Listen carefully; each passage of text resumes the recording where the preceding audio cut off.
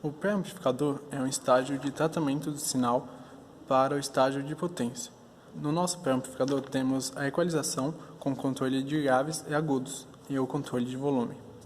Para o controle dos graves, utilizamos um filtro passa-altas na configuração não inversora, um filtro ativo.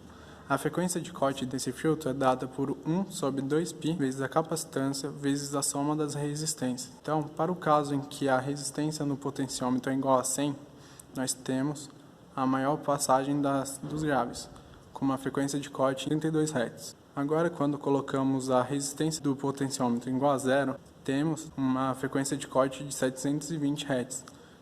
Isso já atenua bastante dos graves. Para o controle dos agudos, utilizamos um filtro passa-baixo na configuração não inversora. A frequência de corte é a mesma do passa-alta e quando o R, o potenciômetro, é igual a zero, nós temos a maior frequência, que é 19K. Então, temos uma maior passagem dos agudos. Quando a resistência no potenciômetro é aumentada para 100K, nós temos uma frequência de corte igual a 1470, que dá uma atenuação bastante considerável nos graves. Para fazer o controle do ganho dos filtros na configuração não inversora, nós deixamos uma realimentação sem nenhum resistor e colocamos um de 1K. Isso dá o que? Como não tem resistor, essa resistência é igual a zero, que seria a resistência daqui, sobre 1K, que não interfere, então fica um ganho unitário. Para o ganho, nós calculamos um ganho de 5 vezes, pois na entrada da potência precisamos de 1 volts de pico a pico, enquanto na entrada do nosso pré-amplificador nós temos em torno de 200 mil de pico a pico. O nosso circuito, a PCB, ficou da seguinte forma, com uma entrada para o áudio em P2, uma saída para um fone na saída de tudo, temos o controle dos graves, controle dos agudos e o controle do volume.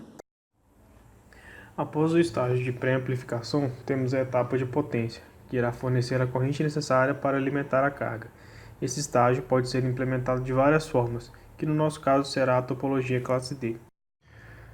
Um amplificador classe D possui algumas etapas diferentes em sua implementação, sendo elas modulação, amplificação e filtragem.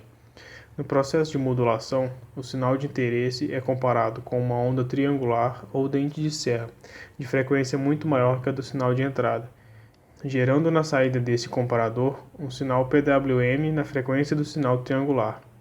Em seguida, esse PWM passa pelo estágio de amplificação, que consiste de MOSFETs ou JFETs, dispostos em alguma topologia de inversores. Porém, necessitam de um estágio anterior que controla o tempo entre o chaveamento dos transistores, para que não conduzam ao mesmo tempo, chamado de gate drive. Após isso, temos o sinal modulado e amplificado, porém numa frequência ainda indesejada. Por isso a necessidade dos filtros, para que se possa remover as componentes do sinal que estão acima das frequências audíveis, e então acionar um alto-falante para a reprodução do sinal reconstruído. Para a implementação da topologia classe D neste projeto, utilizamos o circuito integrado TPA3110, que em um único componente realiza todas as etapas do estágio de potência, exceto a filtragem, e ainda oferece circuitos de proteção e otimização. Da configuração utilizada no projeto, podemos destacar alguns blocos. Um capacitor de entrada, que é necessário para permitir que o amplificador polarize o sinal de entrada para o nível DC apropriado. Temos os capacitores de desacoplamento da fonte, com valores diferentes para diferentes tipos de ruídos que têm o objetivo de manter a distorção harmônica baixa na saída. Temos também capacitores de bootstrap, que são capacitores que realimentam a ponte H dos MOSFETs.